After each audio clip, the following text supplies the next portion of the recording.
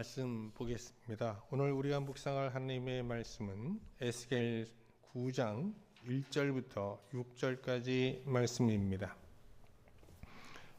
제가 하나님 말씀을 봉독하겠습니다. 또 그가 큰 소리로 내 귀에 외쳐 이르시되 이 성읍을 반환할 자들이 각기 죽이는 무기를 손에 들고 나오게 하라 하시더라. 내가 보니 6사람이 북향한 윗문길로부터 오는데 각 사람의 손에 죽이는 무기를 잡았고 그 중에 한 사람은 가는 베옷을 입고 허리에 서기관의 먹그릇을 찼더라. 그들이 들어와서 놋 제단 곁에 서더라. 그룹에 머물러 있던 이스라엘 하나님의 영광이 성전 문지방에 이르더니 여호와께서 그 가는 베옷을 입고 서기관의 먹그릇을 찬 사람을 불러 여호와께서 이르시되 너는 예루살렘 성읍 중에 순행하여 그 가운데에서 행하는 모든 가증한 일로 말미암아 탄식하며 우는 자의 이마에 표를 그리라 하시고 그들에 대하여 내 귀에 이르시되 너희는 그를 따라 성읍 중에 다니며 불쌍히 여기지 말며 긍휼을 베풀지 말고 쳐서 늙은 자와 젊은 자와 처녀와 어린이와 여자를 다 죽이되 이마에 표 있는 자에게는 가까이 하지 말라. 내 성소에서 시작할지니라 하심에 그들이 성전 앞에 있는 늙은 자로부터 시작하더라. 기원전 597년 3월 15일 바벨론의 느부갓네살 2세는 예루살렘을 침공하여 당시 왕이었던 여호야긴 왕과 그의 가솔 그리고 유다의 귀족들을 바벨론의 포로로 끌고 갔습니다. 이때 바벨론으로 끌려간 유대인이 한 1만여 명이 되는데요. 이들 중 상당수는요, 그 고리대와 법의 왜곡 등으로, 그러니까 합법과 불법 사이를 막 줄타기 하면서 이 서민들의 땅을 다 착취하여 부를 이룬 그런 탐욕스러운 부자들이 포함되어 있었습니다. 일찍이 이사야 선지자는 이 부자들의 탐욕을 이렇게 비난했었죠. 이사야 5장 8절 말씀인데요. 가옥에 가옥을 이으며 전토에 전토를 더하며 빈틈이 없도록 하고 이 땅 가운데서 홀로 거주하려 하는 자들은 활쓸진저. 지금도 이제 한국의 부동산 문제가 심각한데 예루살렘 당시 유대에도요 이 부동산 문제가 심각했습니다. 소수의 그 권력을 가진 부자들이 정말 온갖 고리대라든지 여러 방법을 동원해서 유대 땅을 유대 영지내의 영토를 거의 독차지하고 있었던 겁니다. 이에 미가 선지자는 예레미야 바로 전에 활동하던 선지자인데요. 미가 선지자는 이런 탐욕스러운 부자들을 향해서 하나님의 엄미한 심판을 경고하였죠. 한번 확인해 볼까요? 미가서 2장 2절 말씀인데요. 밭들을 탐하여 빼앗고 집들을 탐하여 차지하니 그들이 남자와 그의 집과 사람과 그의 산업을 강탈하도다. 그러므로 여호와의 말씀에 내가 이 족속에게 재앙을 계획하나니 너희 목이 이에서 벗어나지 못할 것이요 또한 교만하게 다니지 못하게 할 것이라. 이는 재앙의 때임이라 하셨느니라. 포로 전 이 부자들은 예루살렘에서 정말 서민들을 지배하고 착취하면서 정말 이 유대 땅에서 모든 사람이 부러워할 만한 그런 럭셔리한 삶, 귀족적인 삶을 영위하고 있었습니다. 그런데 지금 어떻습니까? 지금 그들은 미가 선지자의 예언대로 하나님의 심판을 받아 진흙바닥이라고 하는 이 델아빕에 거주하면서요. 매일 그발강가에서 운하를 건설하는 비참한 노예로 지금 살아가고 있습니다. 이는 그야말로 죽지 못해 사는 희망 없는 흑암의 삶이죠. 그러나 그들에게 희망이 아주 없는 것은 아닙니다. 그들이 지금이라도 당장 예루살렘으로 돌아갈 수만 있다면 그들은 두고 왔던 땅을 바로 되찾을 수 있고요. 또 얼마든지 과거 화려한 귀족의 삶을 되찾을 수 있습니다. 그럴 힘이 있고 권력이 있는 거죠. 실제로 그들은 이 델아비브에서 노예 생활을 하면서도 하루하루 고단한 삶을 살면서도 매일 예루살렘 성전을 향해 무릎을 꿇고 두 손을 들고 정말 부르짖으면서 예루살렘의 복귀를 강구하고 있었습니다.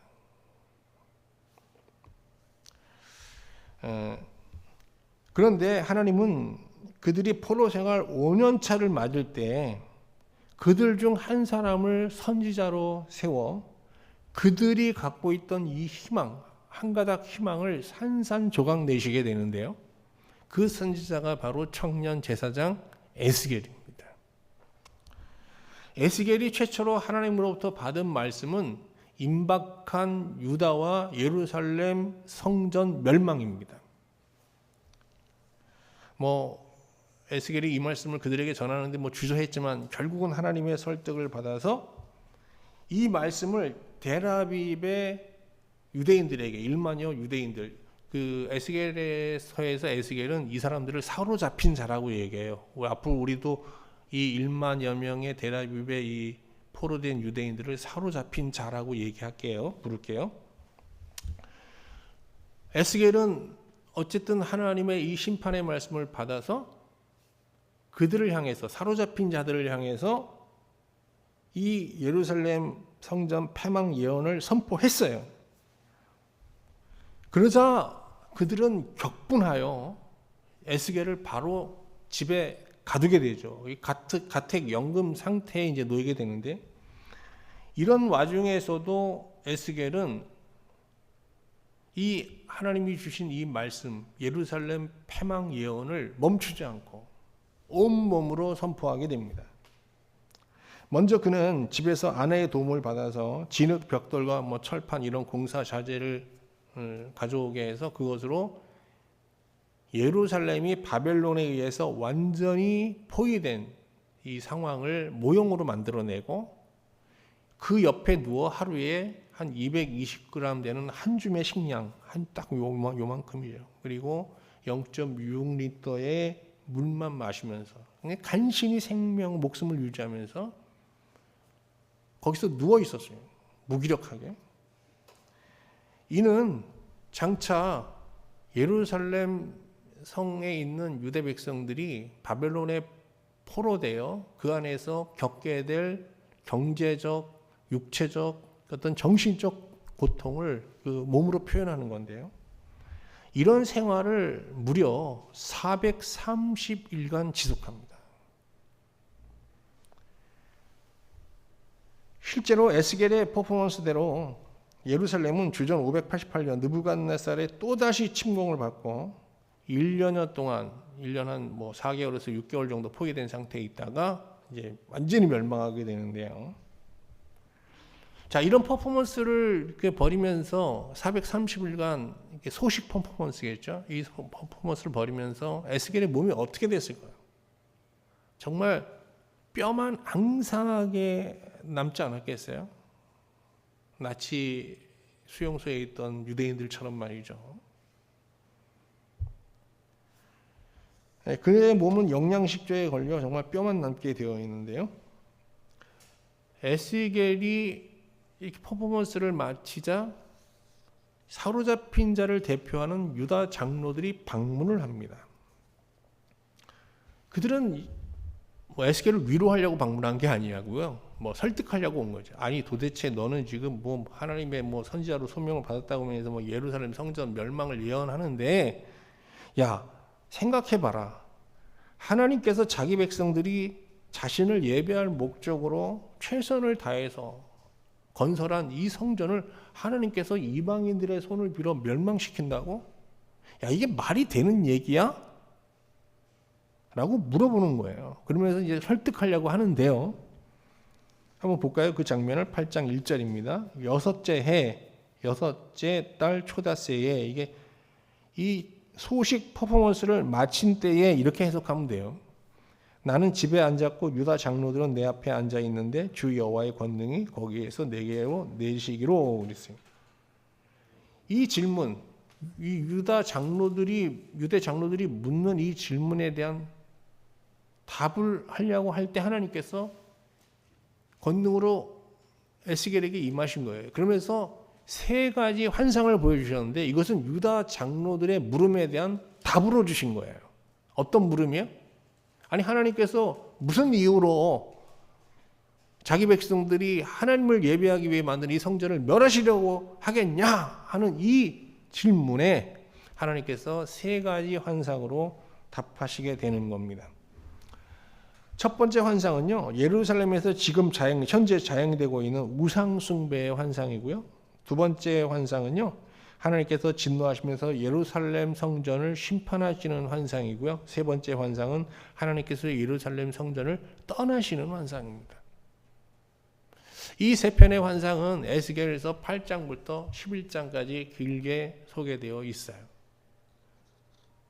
오늘 저는 여러분과 함께 이 세 편의 환상을 차례로 묵상하면서 하나님께서 이 시대에 우리에게 주시는 하나님의 말씀에 귀를 기울여 보려 합니다.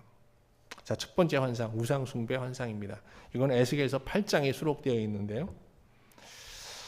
앞에서 이렇게 자주 말씀드린 대로 이스라엘은 요시야 왕 때까지 독립국가 형태를 띠고 있었지만 그 이후부터는 애굽의 지배를 받다가 다시 바벨론의 지배를 받게 됩니다.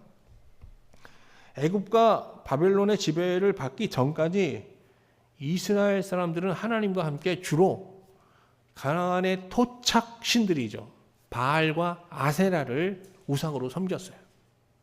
그런데 이스라엘이 애굽과 바벨론의 지배를 받게 되면서 우상들이 수입됩니다. 그래서 애굽의 우상이 들어오고요. 또 바벨론의 우상이 들어와요.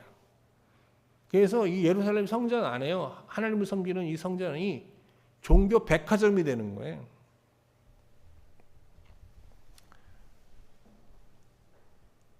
자, 그런 상황에 있었는데요. 하나님께서 이제 이 환상 속에서 에스겔을 붙잡고 성전으로 인도하십니다. 말씀드린 대로 실제로 이 델아비브에서 예루살렘 성전까지는 1600km 정도 떨어져 있단 말이죠. 물리적으로 갈 수 없어요. 근데 하나님이 영으로 인도해 주신 거죠.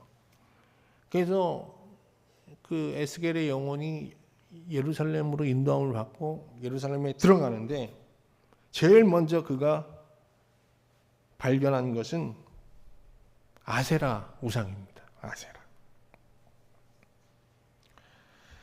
당시 예루살렘은 성전에서 하나님을 섬기며 동시에 사랑의 여신 아세라를 섬기고 있었어요. 아세라는 성욕과 충동적인 쾌락을 정죄하거나 절제시키지 않고 이걸 번성의 시로 여기면서 권장하는 사실 쾌락주의 종교예요. 굉장히 성적으로 문란한 종교입니다. 이게 아세라를 섬기는 우상 숭배가. 에스겔은 성전에서 하나님의 성전에 버젓이 아세라상이 세워져 있는 것을 보고 깜짝 놀라죠. 그러자 하나님의 영은 놀란 에스겔의 손을 또 잡아 이끌어서 이제 좀 더 계속 성전 안으로 들어가요. 성전 안뜰로 들어갑니다. 그러니까 거기에는요, 한때에 어떤 비밀스러운 담으로 쌓여진 장소가 공간이 있었어요. 담으로. 그래서 그 구멍으로 보니까 그 안에 뭐가 있었어요. 그때 그 주의 영이 그 담을 부수라고 그래요. 그래서 그걸 부수게 됩니다. 그 담을 성전 안뜰에 들어가 담을 부수니까 그 안에 아주 더 충격적인 광경이 벌어지고 있었습니다. 그곳에는 애굽인들이 섬기는 악어, 뱀, 말똥구리, 숫소, 수량, 고양이 등 같은 이 동물신들이요, 담 둘레에 쫙 새겨져 있었던 거예요. 그런데 이 애굽의 동물신들 앞에요, 한 70여 명의 장로들이 서서 이게 이제 동물신을 이렇게 분양하고 있었던 거예요. 연기를 피우면서. 그러면서 기도를 하고 있었어요. 이 사람들은 누군가 하면 친애굽파 신하들입니다. 그럼 이들이 구하는 기도는 뭐냐? 그 애굽의 신들한테. 그들은 하나님은 이 성전에 떠나고 없다라고 얘기합니다. 그러면서 우리가 지금 시드기야가 당시 왕이었거든요. 시드기야로부터 신임을 받지 못하고 지금 정권 권력자의 자리에서 밀려났는데 우리가 빨리 이 정권을 죄탈하여 애굽의 힘을 빌어 바벨론을 몰아낼 수 있게 해달라고 기도하고 있었던 거예요. 애굽의 신 앞에 나가서 애굽의 도움을 받아 바벨론을 물리치고 자신들이 이 나라의 정권을 거머쥐게 해달라, 이런 내용으로 기도하고 있었던 거예요. 참 놀라운 일이죠.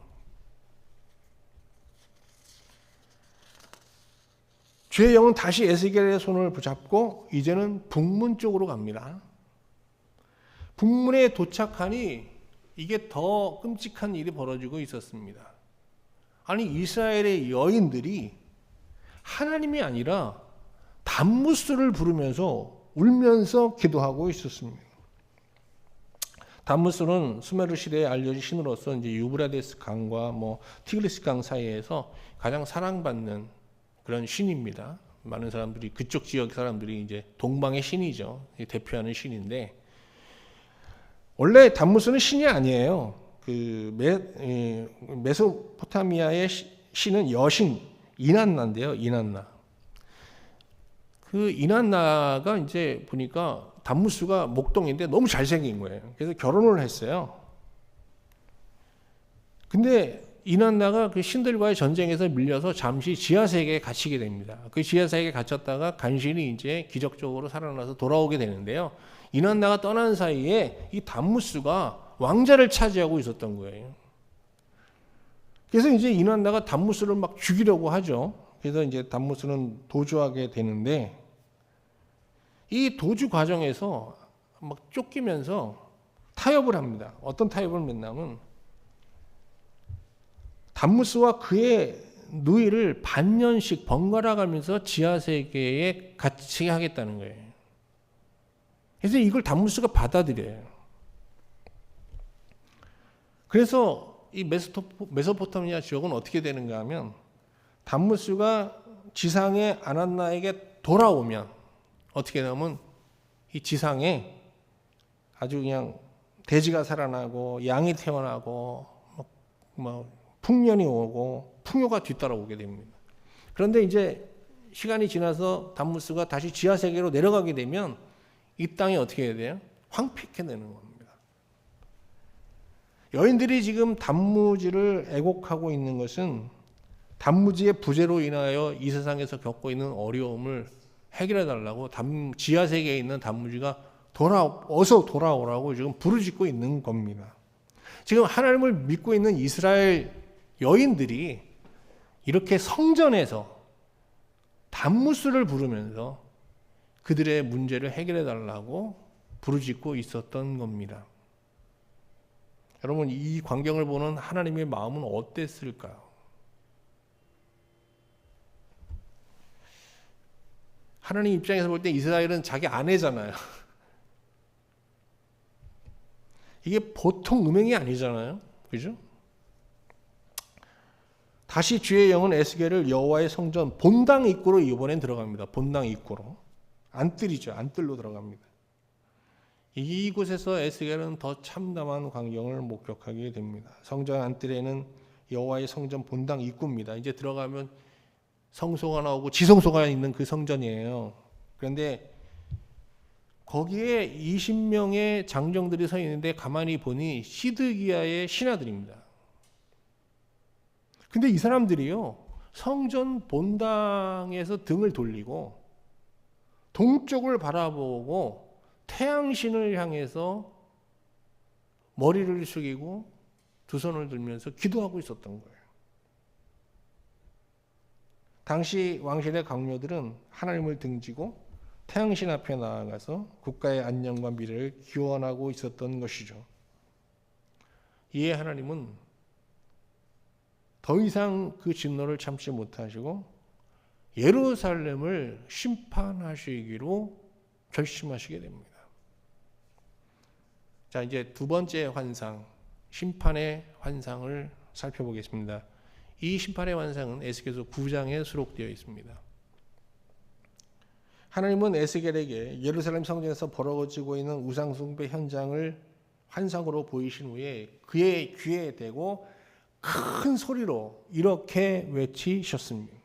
9장 1절 말씀 보겠습니다. 또 그가 큰 소리로 내게 외쳐 이르시되, 에스겔의 귀에 외치는 거예요. 이 성읍을 관할하는 자들이 각기 죽이는 무기를 손에 들고 나오게 하라 하시더라. 하나님께서 이제 예루살렘 성전을 심판하시기 위해서 6사람을 불러내시는 그 명령을 에스겔의 귀에 생생하게 듣게 하신 거예요. 이 소리는 그대로 유대 장로들, 지금 데라유베 사로잡힌 자를 대표하는 유대 장로들에게도 그대로 이제 전하는 거예요. 내가 왜 성전을 심판하는지 이제부터 지금 알아들었냐? 나는 이렇게 성전을 패망시킬 거야 라고 말씀하시는 거예요. 자, 이제 6사람이 성전을 이제 파괴하기 위해서 등장하는데 그들의 손에는 다 무기가 들려 있습니다. 그런데 그 6사람 중에 한 사람에게는요, 무기가 아닌 그 허리에 필목통이 들려 있었습니다. 그러면서 하나님은 그 필목통을 들고 있는 이렇게 차고 있는 그 사람에게 너는 예루살렘 가운데를 샅샅이 살펴 그 안에서 이루어지는 일을 보고 탄식하고 신음하는 자들의 이마에 어떤 표식을 하라고 명령하십니다. 한번 볼까요? 9장 4절. 아주 중요한 구절이에요. 너는 예루살렘 성읍 중에 순행하여 그 가운데서 행하는 모든 가증한 일로 말미암아 탄식하며 우는 자의 이마에 표를 그리라 그랬어요. 그럼 여기서 그 가운데 행하는 모든 가증한 일이라는 게 뭐예요? 지금 앞에서 말씀드린 예루살렘에서 벌어지고 있는 우상숭배 현장을 말하는 거거든요. 이걸 보고 여기에 동조하지 않고 가슴을 치면서 탄식하는 사람들이 있었던 거예요. 이 사람들이 누구예요? 바로 남은 자들인 거죠. 그 남은 자들에게 어떻게 하라고요? 표식을 하라는 거예요. 근데 그 표식이라는 게요, 거기 각주를 한번 보세요. 각주 나와 있죠? 1. 히브리어 문자 타우를 가리킴 이렇게 돼 있어요. 히브리어의 알파벳은요, 알렙에서 시작하여 타우로 끝나거든요. 그러니까 이 표식이 뭐예요? 히브리어 철자 마지막 글자예요. 타우. 이걸 이마에 새기라는 거예요. 이게 나머지 이제 5명의 이게 다 천사장들이에요. 천사들이에요. 천사들이 이제 복수의 천사들이 이제 예루살렘 성을 심판하는데요. 9절 10절 한번 보세요. 끔찍합니다. 이스라엘과 유다 족속의 죄악이 심히 중하여 그 땅에 피가 가득하며 그 성읍의 불법이 이찼나니 이는 그들이 이르기를 여호와께서 이 땅을 버리셨으며 여호와께서 보지 아니하신다 함이라. 그러므로 내가 그들을 불쌍히 여기지 아니하며 긍휼을 베풀지 아니하고 그들의 행위대로 그들의 머리에 갚으리라. 그래서 이제 어마어마하게 잔혹한 심판이 집행되는데 놀라운 것은 이 필목통을 찬 이 사람이 이제 천사장이거든요. 이 천사장을 이제 표식자라고 부를게요. 이 표식자가 이제 남은 자들의 이마에 타우라는 표식을 했잖아요. 근데 이 표식을 받은 자들은 이 5 천사들이 다 피해갔다는 거예요. 건너간 거예요.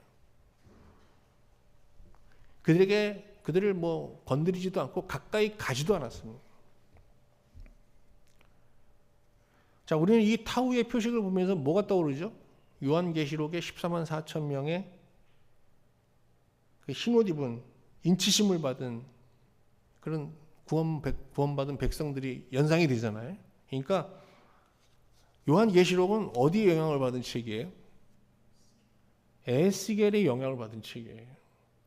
우리 내생물이 제일 먼저 나오잖아요, 환상에. 그것도 어떻게 똑같이 나오잖아요, 계시록에.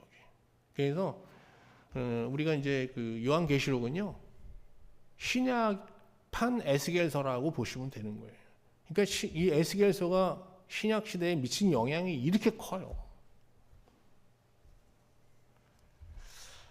어쨌든 이 타우라는 표식의 의미는 뭐냐 그러면 이 철자의 마지막이잖아요. 알파벳의 마지막이잖아요. 이 마지막 자를 새긴 의미는 뭔가 하면 그들 언약 앞에 신실한 자. 어떤 상황 속에서도 하나님과의 언약을 끝까지 지키고 고수하려는 자, 이런 뜻이에요. 이 심판 환상에서 우리가 명심해야 될 것은 이 역사 속에, 우리 역사 속에 하나님의 심판의 역사는 반복되고 있잖아요. 그 심판의 역사 속에서도 동시에 하나님의 구원의 역사가 병행되고 있다는 거예요. 그러므로 우리는 하나님의 어떤 심판의 상황 속에서도 항상 뭘 봐야 돼요? 하나님의 구원, 그 가운데 사용하시는 구원의 역사를 재발견할 수 있어야 되는 거예요. 그리고 심판의 상황에 처해 있을 때도 포기하지 말고 하나님의 구원을 바라볼 수 있어야 되고 소망할 수 있어야 되는 거죠. 자, 이제 마지막 현상, 떠남의 환상을 보겠습니다. 이게 10장, 에스겔서 10장, 11장에 이제 쭉 설명되어 있는데요. 지금 에스겔은 예루살렘을 향한 하나님의 이 엄연한 심판 앞에서 정말 슬픔을 참지 못하고 탄식하고 있습니다. 그런데 이때 예루살렘 멸망 환상에 에스겔이 자신이 30번째 생일날 보았던 하늘 보좌 현상이 오버랩되는 그런 신비한 체험을 하게 됩니다. 그러니까 처음 환상 뭘 봤어요? 3단 환상을 봤잖아요. 맨 밑에는 바퀴가 있고 네 바퀴가 있고 그 다음에 네 생물이 있고 그 위에 하나님의 영, 하나님의 보좌가 있는 이런 3단의 환상을 보았잖아요. 그 환상이 여기 이제 탁 오버랩되는 거예요. 겹쳐지는 거예요. 10장 1절 한번 볼게요. 이에 내가 보니 그룹들 머리 위 궁창에 남보석 같은 것이 나타나는데 그들 위에 보좌의 형상이 있는 것 같더라. 그러니까 이게 무슨 말인가 하면 하나님께서 예루살렘 성전을 막 이게 6 천사를 통해서 복수하고 심판하시는 그 과정을 어떻게 본 거예요? 1단이 아니라 3단으로 보게 되는 거예요. 천사들, 그 위에 보좌 이렇게 연결해요. 그래서 그 심판의 상황 속에서 뭘 보는 거예요? 하나님의 보좌를 보는 거예요. 보좌까지 딱 연결된 그런 3단의 시각으로 이제 이 상황을 보게 되는 거죠. 근데 하늘 보좌에 계신 하나님은 천사장에게 구름 밑에 있는, 구름이라는 게 천사들이죠. 구름 밑에 있는 바퀴 사이로 들어가 두 손에 숯불을 받아서 이 불을 예루살렘 성읍에 뿌리라고 명하십니다. 이들 한번 볼게요. 너는 구름 밑에 있는 바퀴 사이로 들어가 그 속에서 숯불을 두 손에 가득히 움켜가지고 성읍 위에 흩으라 하심에 그가 내 목전에서 들어가더라 그래요. 자, 그 천사가 바퀴 사이로 들어갑니다. 바퀴라는 게 지금 현재 이 지상 세계를 지배하는 권력자들이잖아요. 그리고 이제 3절, 8절에서 보면 표식자가 에스겔이 보는 앞에서 하나님의 명대로 구름 밑에 있는 바퀴 사이로 들어가서 이제 불을 받아오는 과정이 이제 그려져 있거든요. 이 불을 받아오는 거예요. 그래서 그 불을 받아서 어떻게 이제 뿌리겠죠? 이어서 에스겔은 이 네 그룹과 그 곁에 있는 네 바퀴를 자세히 보게 돼요. 그러니까 2단이죠. 바퀴와 그 위에 있는 천사 그룹들. 이 두 개 사이를 자세히 들여다보는데요. 여기서 아주 중요한 사실 하나를 깨닫게 됩니다. 13절입니다. 13절. 내가 들으니 그 바퀴들을 도는 것이라 부르며 그랬어요. 이 도는 것, 바퀴가 도는 것이라고 그러는데 이 도는 것이라는 게 원어로는요. 갈갈이라고 합니다. 이 갈갈이라는 게 돌고 도는 회오리 바람을 말하는 거예요. 역사는 뭐다? 돌고 돈다는 거예요.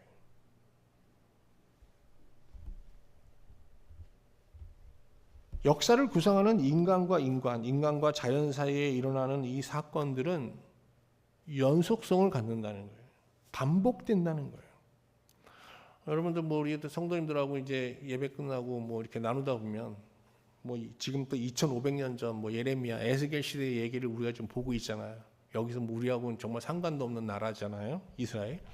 그런데 그 얘기를 쭉 나누다 보면 듣다 보면 아니 지금 이게 지금 우리 시대, 우리 현재 생활 속에서 한국교회 역사 속에서 우리 개인사 속에서 어떻게 성경에 2500년 전 이스라엘에 있었던 이 일이 똑같이 반복되는지 놀랍다는 얘기를 많이 하시잖아요, 그죠? 역사가 그런 거죠. 그래서 우리가 역사를 공부해야 되는 거고, 우리가 성경을 묵상해야 되고, 성경을 통해서 오늘 현재를 해석하고 바라볼 수 있어야 되는 거죠. 역사가 끊임없이 반복된다는 겁니다. 그런데 에스겔서에서 에스겔이 얘기하고자 하는 게 뭡니까? 그 역사는 어떤 한 방향으로 움직인다는 거 아니에요. 자세히 보면, 우리가 보면 역사가 어디로 바뀔지 모르고 막 그냥 방향 없이 움직이는 것 같지만 3단의 하늘 보좌에서 높은 곳에서 바라보면 그 역사는 한 방향을 지향하고 있다는 겁니다. 그런데 그 방향을 움직이는 원천은 뭐예요? 역사를 움직이는 힘의 원천은 하나님의 영이라는 겁니다. 그죠? 하나님의 영, 루아, 흑, 바람, 호흡, 하나님의 숨결, 하나님의 영이라는 거죠. 그런데 하여간 어쨌든 에스겔이 이렇게 이 하나님께서 예루살렘 성전을 심판하는 상황을 이렇게 영혼의 관점에서, 보좌의 관점에서 이렇게 바라보는데요. 이때 놀라운 광경을 다시 한번 보게 됩니다. 18절, 19절 보겠습니다. 여호와의 영광이 성전 문지방을 떠나서, 분명히 하나님의 영광은 보좌에도 있고 성전에도 있었어요. 그런데 이 성전에서 하나님의 영광이 떠납니다. 그룹들 위에 머무르니. 그래서 중간 세계 그룹으로 가죠. 그룹들이 날개를 들고 내 눈앞에서 땅에서 올라가는데 그들이 나아갈 때 바퀴도 그 곁에서 함께하더라. 그들이 여호와의 전으로 들어가는 동문에 머물고 이스라엘 하나님의 영광이 그 위에 덮였더라. 여호와의 영광이 성전 문지방을 떠나서 그룹들 위에 멈췄습니다. 그러자 그룹들은 날개들을 펼치고 에스겔이 보는 앞에서 땅으로 막 치솟는데요. 그들이 떠나자 바퀴들도 그들과 함께 떠난 것입니다. 이처럼 하나님의 영광은 예루살렘을 떠나서 이제 하늘 보좌로 올라갔습니다. 그러면 성전은 어떻게 된 거죠? 솔로몬 성전은 하나님의 영광이 부재한 그냥 화려한 건물로 전락하게 된 것이죠. 이것을 이스라엘 사람들은 뭐라고 하냐? 하나님의 영광이 부재한 성전, 이걸 이가봇이라고 하는 거죠. 이가봇. 이제 말씀을 마치겠습니다. 솔로몬이 예루살렘 성전을 건축하고 하나님께 봉헌했을 때 분명히 그 성전에는 하나님이 함께 하셨고 하나님의 영광이 가득했었습니다. 한번 열왕기상 9장 3절 말씀 보겠습니다. 여호와께서 그에게 이르시되 내 기도와 내가 내 앞에서 간구한 바를 내가 들었은즉 나는 내가 건축한 성전을 거룩하게 구별하여 내 이름을 영원히 그곳에 두며 내 눈길과 내 마음이 항상 거기에 있으리니. 그랬어요. 그리고 하나님은 하나님의 영광을 성전 지성소 안 두 그룹이 둘러싸고 있는 지성소 법궤 위에 머물게 하셨습니다. 이후 하나님의 영광이 머무는 지성소의 법궤는 지상에 있는 하나님의 보좌로 간주되었죠. 그래서 제사장들은 그 지성소 안에 있는 그 법궤 위에 그 속죄소를 정말 하나님의 보좌로 여겼어요. 그런데 그 하나님의 보좌를 간직하고 있는 이 예루살렘 성전에서 지금 어떤 일이 일어나고 있는 겁니까? 온갖 주변국에 있는 신들을 다 불러다가 하나님과 더불어 그들을 섬기고, 일부 지도자들은 이미 이 성전에는 하나님이 떠나고 없다라고 얘기하면서 이제 우상 숭배를 합법화하려는 시도까지 하고 있었어요. 시드기야 왕 때.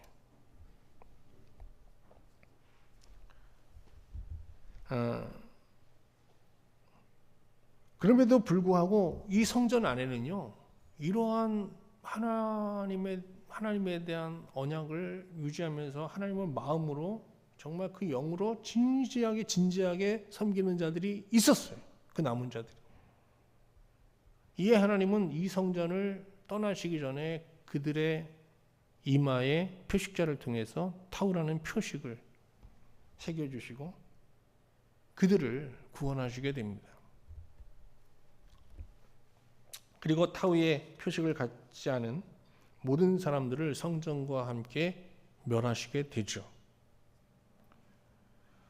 에스겔의 환상에서 보는 바와 같이 보이는 성전, 보이는 예배당에는요, 하나님의 영광이 떠날 수밖에 없습니다. 일시적으로 그곳에 하나님의 영광이 머물 수 있지만은 하나님의 영광을 영원히 간직할 수 있는 성전, 예배당은 지상에 없다고 봐야 되겠죠. 없습니다. 하나님의 영광은 시내산 성막에서 실로의 성소로 옮겼고, 구약 성경에 보면 실로에서 다시 예루살렘 성전으로 옮겨졌어요. 그리고 하늘 보좌로 그냥 가셨잖아요. 근데 예수님은 생전에 이 땅에 오셔서 예루살렘 성전을 방문했잖아요. 그리고 예수님도 똑같은 얘기를 하셨어요. 이 성전에는 하나님의 영광이 없다예요. 그러면서 내가 너희들이 이 성전을 하면 내가 사흘 만에 하나님의 영광이 가득한 성전을 짓겠다 그러셨어요. 그러면 하나님께서 지으시고자 하는 성전은 뭐냐? 신자의 마음 속에 있는 속사람, 새로운 존재, 새 존재라는 성전이에요. 거기에 하나님의 영광을 영원히 간직할 수 있다고 말씀하신 거예요. 요한복음 1장 14절 보겠습니다. 말씀이 육신이 되어 우리 가운데 거하심에 우리가 그의 영광을 보니 아버지의 독생자의 영광이요 은혜와 진리가 충만하더라. 이런 성전이 있다는 거예요. 어떤 성전이에요? 말씀으로 거듭난 신자의 심령. 이게 완전한 성전이라는 거예요. 예수 그리스도를 마음에 영접하고 사는 신자의 속, 심령에는 언제든지 하나님의 영광의 빛이 비춰야 하고 또 보여야 되고 이 영광이 그 안에 거해야 되는 거죠. 예수님께서 제자들과 이제 최후의 만찬을 나누신 후에 그 요한복음 14장에 보면 제자들을 위해서 기도하는 최후의 기도가 나오잖아요. 이 기도의 내용이 뭐예요? 한번 확인해 볼까요? 17장 24절. 아버지여, 내게 주신 자도 나 있는 곳에 나와 함께 있어 아버지께서 창세 전부터 나를 사랑하심으로 내게 주신 나의 영광을 그들로 보게 하시기를 원하옵나이다. 이들을 지금 세상에 두고 가는데 이제 이 세상에서 그들은 하나님 주신 사명을 감당해야 되는데 하나님 이들에게 이 지상에서 하나님의 영광을 볼 수 있게 해주십시오. 그건 무슨 얘기예요? 그들의 심령이 하나님의 영광에 가득한 성전이 되게 해주십시오. 이게 예수님의 제자를 위한 최후의 기도였던 거예요. 지금 하늘 보좌에서 예수님은 우리를 위해서 중보하신다고 얘기하잖아요. 그럼 우리를 위해서 뭘 기도하시겠어요? 우리 성도님들을 위해서 뭘 기도하셨어요? 저를 위해서 뭘 위해서 기도하시겠어요? 우리가 이 땅에서 잘 살다가 아주 그냥 장수하다가 하나님 앞에 돌아오기를 기도하겠어요? 그런 건 아니잖아요. 하나님 저들의 심령에 하나님의 영광이 비춰지게 해주십시오. 아니 그 영광이 충만하게 해주십시오라고 기도하고 계시지 않겠어요?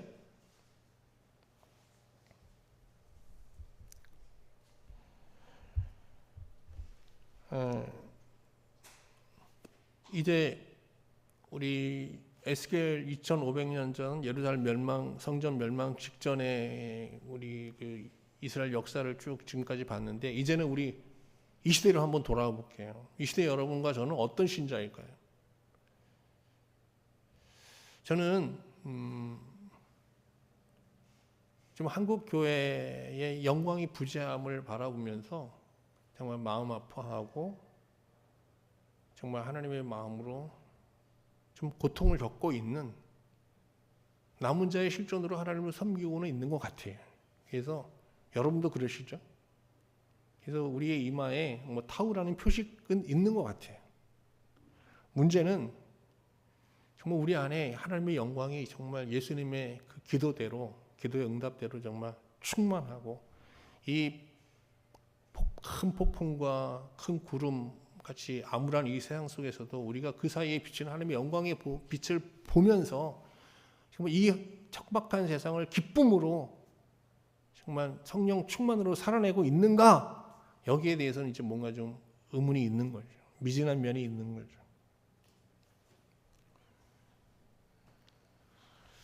신자들은 이 땅의 물질의 어떤 굶주림, 뭐 부요함의 굶주림 이런 거에 이제 물질에 굶주려 사는 삶을 뒤로 하고 정말 영광에 굶주린 삶을 살아야 돼요. 영광에 목마른 삶을 살아야 돼요.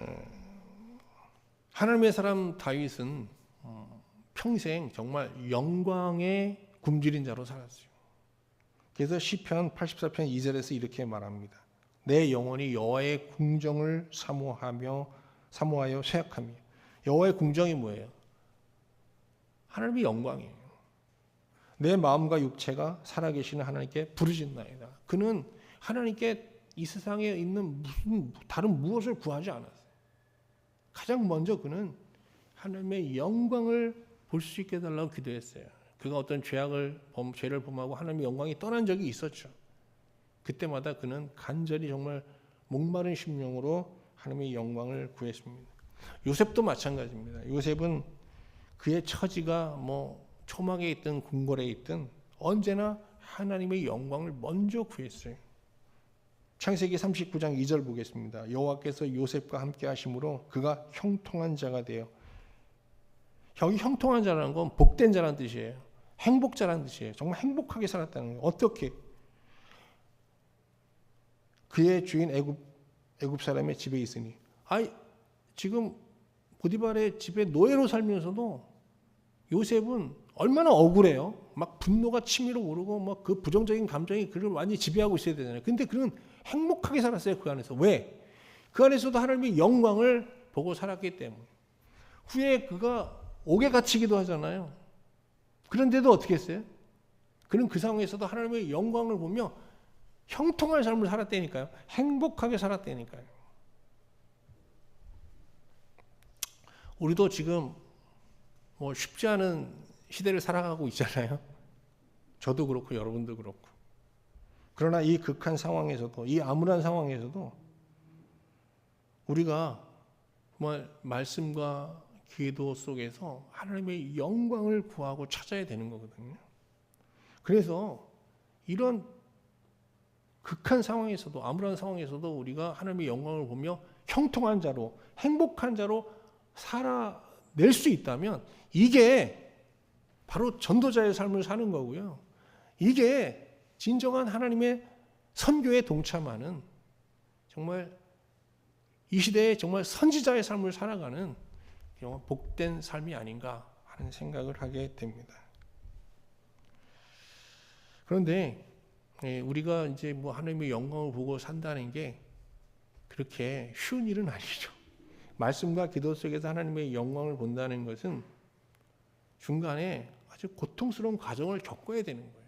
어떤 과정입니까? 말씀 앞에서 나가면 거룩하신 하나님의 현존 앞에 서게 되거든요. 그때 우리는 우리의 부정함을 발견하고 그 안에서 어마어마한 고통을 겪게 돼요. 고통을 겪는데 이 고통, 이 두려움을 겪게 되는데 이 두려움은 우리를 파멸하는 부정적인 그런 파괴적인 두려움이 아니고요. 이건 우리를 하나님 앞에서 새롭게 만드는 아주 이건 긍정적인 아주 그냥 생산적인 두려움이거든요. 이것을 성경은 뭐라고 하냐? 경외라고 해요.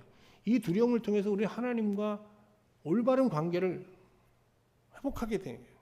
관계를 맺게 되는 거예요.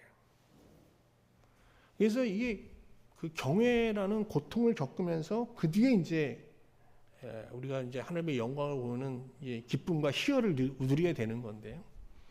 이게 다 어디서부터 시작되는가 하면 말씀 묵상에서부터 시작되는 거예요. 시편 1편에서 다윗이 그런 고백을 하고 모든 시대 모든 신자에게 그렇게 권면을 합니다.